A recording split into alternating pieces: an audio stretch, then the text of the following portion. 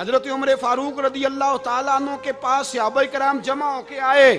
کون سا ایسا شخص ہے جس کی تنخواہ میں اضافہ ہو جائے؟ تو لوگ کہتے ہیں نہیں نہیں مجھے نہیں چاہیے. پر ہم نے وہ لوگ دیکھے ہیں.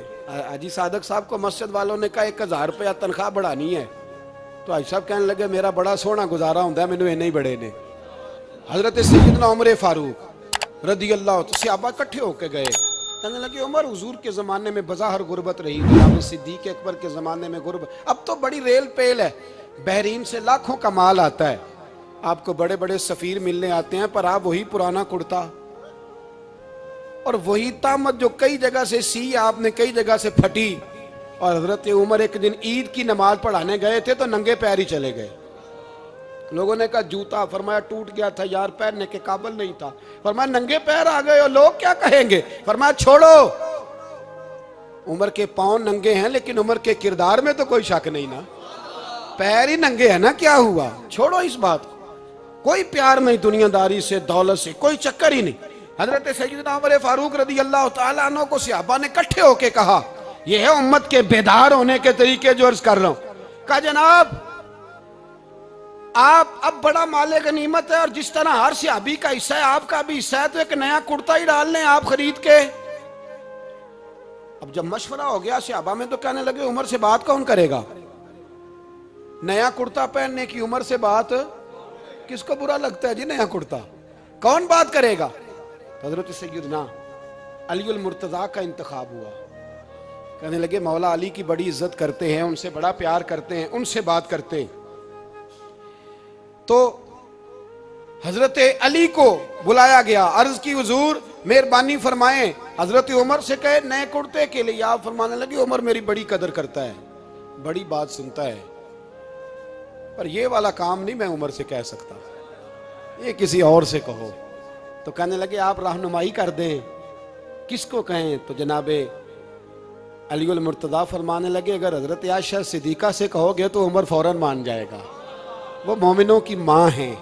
صحابہ حضرت عائشہ کے پاس, اماں جی عمر کو بلائیں, ان کو کہیں بڑے بڑے سفیر آئے ہوتے ہیں, وہی پرانے کپڑے پہن کے بیٹھ جاتے ہیں. اللہ اکبر. حضرت عائشہ نے پیغام بھیجا, فرمایا عمر کو بلاؤ. عمر فاروق دوڑے ہوئے آئے, پردے کے پیچھے حضرت عائشہ کے پاس گھٹنوں کے بل, اماں جی دیر تو نہیں کر آیا میں آنے میں؟ حکم ہو, حضور کے گھر سے پیغام آیا, بڑے بڑے سفیروں کو چھوڑ کے بھاگے. حضرت عائشہ صدیقہ کہنے لگی عمر دیکھو جائز پیسے ہوں تو اسلام اچھے لباس سے منع نہیں کرتا, اب بڑا بڑا مال آیا ہے, اب تیرا بھی حصہ ہے, تو صحابہ کرام کی خواہش ہے کہ نیا کرتا پہن لو, بڑے بڑے سفیر آتے ہیں, حرج بھی کوئی نہیں, جائز بھی ہے, کوئی منع نہیں. حضرت عمر نے گردن جھکا, جی اماں جی, جی اماں جی, جی اماں جی. حضرت عائشہ کہتی ہیں بات ختم ہوئی, عمر نے گردن اٹھائی تو عمر کی داڑھی آنسوؤں سے بھری ہوئی. کہتی ہے مجھے کہنے لگے اماں جی میں تو صرف مسجد میں دیکھا کرتا تھا, آپ تو مصطفیٰ کو دن رات دیکھتی تھیں, جس طرح کے کرتے آمنہ کے لال نے پہنے ہیں مجھے بھی پہنا دو, میں تیار ہوں, میں پہن لوں گا, میں تیار ہوں, پر جس طرح کے میرے نبی نے پہنے. حضرت عائشہ کہتی ہے میں پھوٹ کے روئی, میرا پلو آنسوؤں سے بھر گیا. فرماتی ہیں میں عمر کی بات سنتی گئی تو میرا پلو آنسوؤں سے, میں نے کہا عمر تو جا, تو ٹھیک ہے. فرماتی ہے عمر فاروق سلام کر کے اٹھے, امیر المومنین چلے گئے. اس کونے میں صحابہ چھپے ہوئے تھے, وہ آئے, کہا اماں جی کیا بات ہوئی؟ تو میں پھر رو پڑی. میں نے کہا کیا بتاؤں, تمہیں پرانے کرتے نظر آتے ہیں, اسے محمد عربی کے جلوے نظر آتے ہیں, اسے رسول اللہ کا رنگ نظر آتا ہے, اسے وہ غلامی نظر آتی ہے. عمر کو دنیا سے پیار, اور دنیا سے پیار نہیں تھا, دعا پتہ کیا تھی؟ یوں جھولی اٹھا کے اللہ مرزقنا شہادتن فی سبیلک وجعل موت فی بلد حبیبک. اللہ عمر کو بسترے والی موت نہ دینا, موت شہادت کی دینا, اور میں میدان میں جا کے نہیں مرنا چاہتا, مجھے رسول اللہ کے شہر میں موت چاہیے, باہر جا کے نہیں, یہی میدان لگے مدینے میں, یہی موت آئے, اسباب بنا, میں مدینہ بھی نہیں چھوڑنا چاہتا. او بھائی ان لوگوں کو نہیں پیار تھا. جناب صدیق اکبر کا وصال ہوا تو زہر کے اثر سے, وہ جو آپ کو زہر لگا تھا بعض مفسرین نے لکھا ہے کبھی کبھی وہ جو سانپ نے ڈسا تھا تو کبھی کبھی اس کا اثر آتا تھا، بس اللہ نے شہادت دینی تھی کبھی کبھی، ورنہ تو بڑی شفائیں تھیں۔ حضرت عمر شہید، حضرت عثمان، جناب علی، امام حسن، امام حسین، علی اکبر، علی اصغر، حضرت عباس، حضرت سعد بن معاذ، حضرت امیر حمزہ، مصعب بن عمیر۔ میرے محبوب نے تو لسٹ بنائی شہیدوں کی، لسٹ بنائی شہیدوں کی۔ شہادت سے پیار کیا رسول اللہ صلی اللہ علیہ وسلم کے غلاموں نے، پیار کیا شہادت سے، اسی لیے تو کافر اٹھ نہیں سکا کہ شہادت سے حضرت سعد بن معاذ رضی اللہ تعالیٰ عنہ کو زخم لگ گیا، جنگ سے زندہ آ گئے لیکن زخم ہے، رو کے کہنے لگے محبوبہ سارے شہید ہو گئے، میں ایسے ہی رہ گیا۔ حضور نے فرمایا نہیں، رب تجھے بھی شہادت کی موت ہی عطا فرمائے گا۔ اسی زخم میں پردہ ہو گیا۔ میرے بھائی حضرت عمر بن جموح رضی اللہ تعالیٰ عنہ 4 بیٹے لے کے احد کے میدان میں آئے، کہا محبوبہ میرے 4 ہی تھے، میں سارے لے آیا ہوں، سارے ہی قبول ہیں؟ فرمایا ٹھیک ہے۔ پھر خود بھی زرہ پہن لی، ایک ٹانگ سے لنگڑے تھے، ٹانگ چھوٹی تھی۔ حضور نے فرمایا تو نے کیوں لباس پہن لیا ہے؟ کہا حضور میں نے بھی تو جہاد پہ جانا ہے نا۔ تو حضور نے فرمایا تیرے 4 بیٹے جو جا رہے ہیں، تو کہا یا رسول اللہ کیا لنگڑے جنت میں نہیں جا سکتے؟ حضور لنگڑے اللہ کو قبول نہیں، میں نہیں جا سکتا۔ تو میرے نبی پاک صلی اللہ علیہ وسلم نے فرمایا نہیں، جنت تو تیرا انتظار کر رہی ہے۔ کہا حضور پھر میں بھی جاؤں گا، بچے جائیں گے تو میں بھی جاؤں گا۔ ایک بی بی احد کے دن 3 سال کا بچہ لے کے گھر سے نکلی، بیویوں کو کہتی ہے میرا خامد بھی بدر میں شہید ہوا، بھائی بھی اور باپ بھی، آج حضور نے پھر بلایا ہے، دل کرتا تھا کوئی جوان بیٹا ہوتا تو میں پیش کرتی، پر اب میرے پاس یہ 3 سال کا ہی ہے۔ بچہ لیا مدینے میں مسجد نبوی میں، حضرت بلال سے کہنے لگی 2 منٹ حضور کا دیدار چاہیے۔ نبی پاک آئے، کیسے آئی ہو؟ کہنے لگی محبوبہ میں شہید کی بیٹی، شہید کی بہن، شہید کی بیوہ ہوں، میرے پاس اب جوان تو کوئی نہیں، یہ 3 سال کا ہی ہے۔ حضور نے مسکرا کے فرمایا یہ کرے گا کیا کرے گا؟ کہنے لگی حضور سنا ہے اسلحہ تھوڑا ہے، ڈھال کی ضرورت ہے، لوہے کی ڈھال ہوتی تھی، جب تلوار آتی تھی تو آگے کی جاتی تھی۔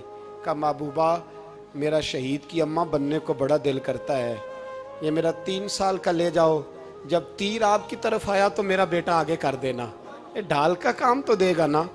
ہنستے ہوئے محبوب کی آنکھوں میں آنسو آئے، بچے کو پکڑ کے سینے سے لگایا، ماتھا چوما، فرمایا جا تیرے ساتھ وعدہ ہے قیامت کے دن تجھے شہید کی اماں کہہ کے ہی پکارا جائے گا، وعدہ ہے تیرے ساتھ تجھے شہید کی۔ میرے بھائی مرنے کو دل ہی نہیں مسلمان۔ میرے نبی پاک صلی اللہ علیہ وسلم نے فرمایا جس کے دل میں کبھی شہادت کی آرزو پیدا نہیں ہوئی، اس کے سینے میں دھڑکنے والا دل مومن کا ہے ہی نہیں، وہ تو منافق ہے۔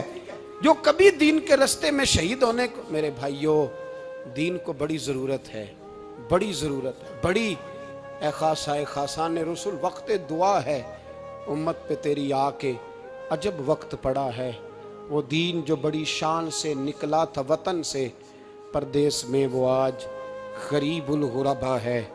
فریاد ہے اے کشتی امت کے نگہباں، بیڑا یہ تباہی کے قریب آن لگا ہے۔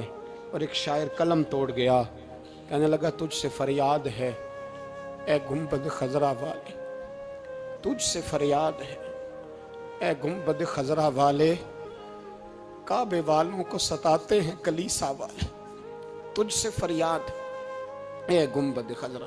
اپنے اندر دین کا درد پیدا کرو، ذوق پیدا کرو، مسلمان بن کے جینا سیکھو۔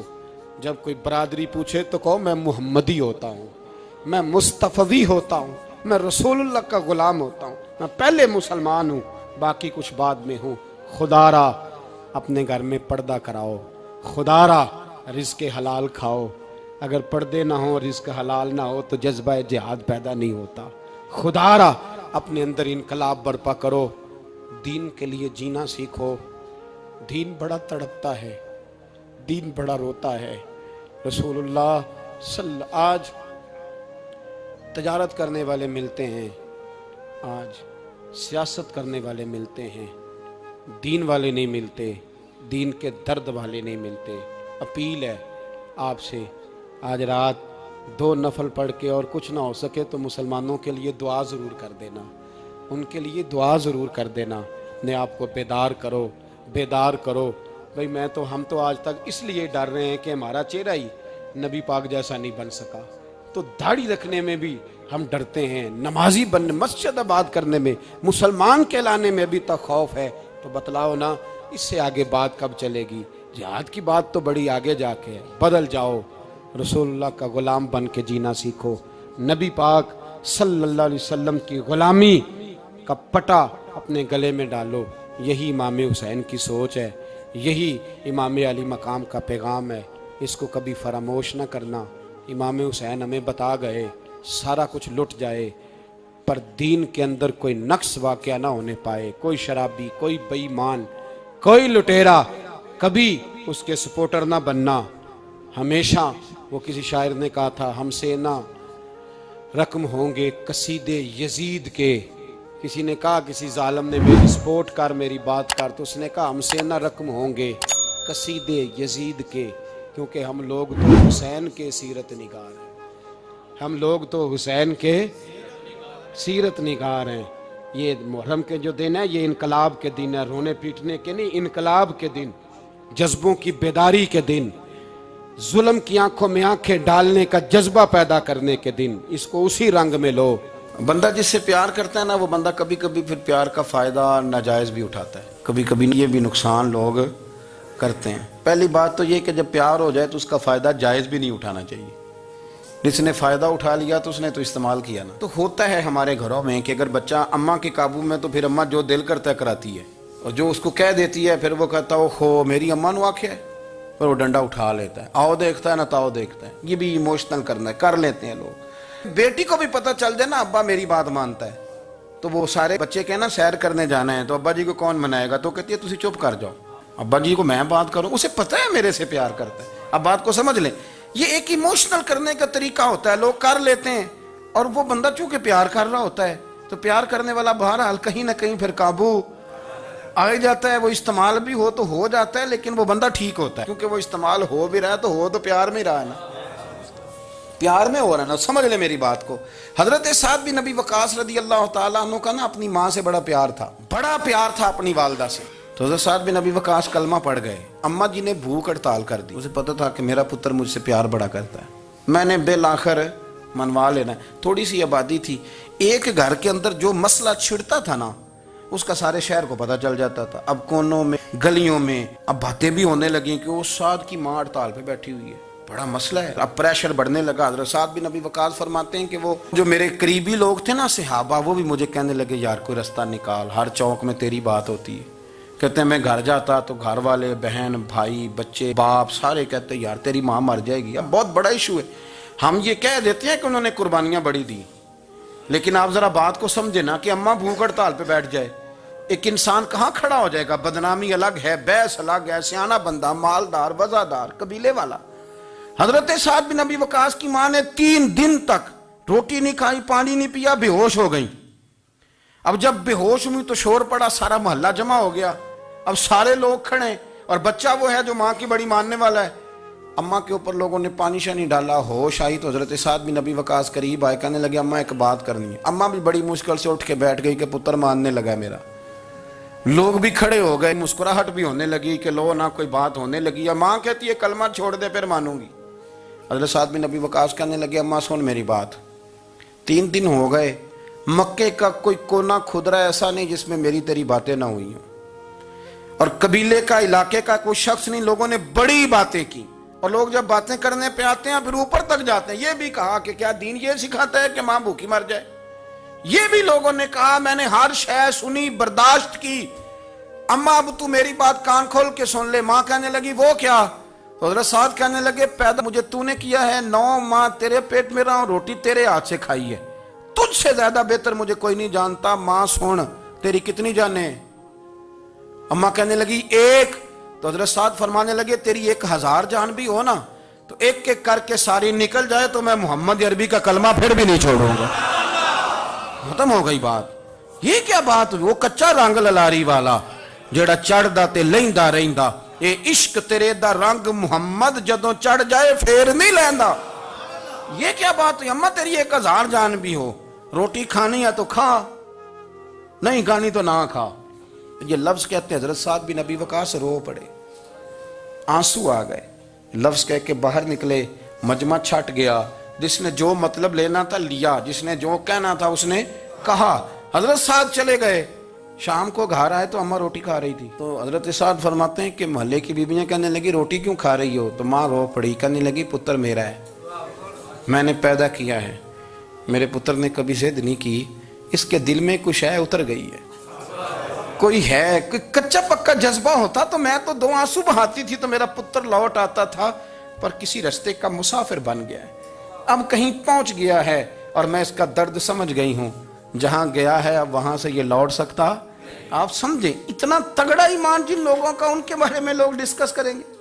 ان کو نا قرآن پاک نے بطور نمونہ بیان کیا ہے۔ اللہ فرماتے ہیں ایمان اس طرح کا جس طرح میرے نبی کے صحابہ کا۔ یہ منافقوں کی بات ہو رہی ہے پہلے سے بارے میں، وَإِذَا قِيلَ لَهُمْ آمِنُوا كَمَا آمَنَ النَّاسُ، جب ان سے کہا جائے کہ ایمان اس طرح لاؤ جس طرح میرے نبی کے صحابہ لائے، قَالُوا أَنُؤْمِنُ كَمَا آمَنَ السُّفَهَاءُ، تو وہ کہتے ہیں اس طرح ایمان لائیں جیسے بیوقوف لائیں، یہ تو بیوقوف ہے، ہر شے نبی پاک پہ قربان کر رہے ہیں۔ تو اللہ فرماتے ہیں الا انہم ہم السفہاء، خبردار ہو جاؤ میرے نبی پاک کے غلاموں کو بیوقوف کہنے والوں، تم بیوقوف ہو۔ اللہ کہتا ہے تم پاگل ہو، بیوقوف ہو، اللہ انہیں پاگل کہتا ہے، اللہ پاگل کہتا ہے انہیں جو نبی پاک کے صحابہ کو پاگل کہتا ہے، اللہ انہیں پاگل کہتا ہے۔ یہ معیار ایمان ہے، قرآن نے کہا ایمان اس طرح کا جس طرح کا نبی پاک کے۔ وَإِذَا قِيلَ لَهُمْ آمِنُوا كَمَا آمَنَ النَّاسُ، ایمان اس طرح لاؤ جس طرح میرے نبی پاک کے صحابہ ایمان لائے ہیں، اس طرح ایمان لاؤ، اس طرح۔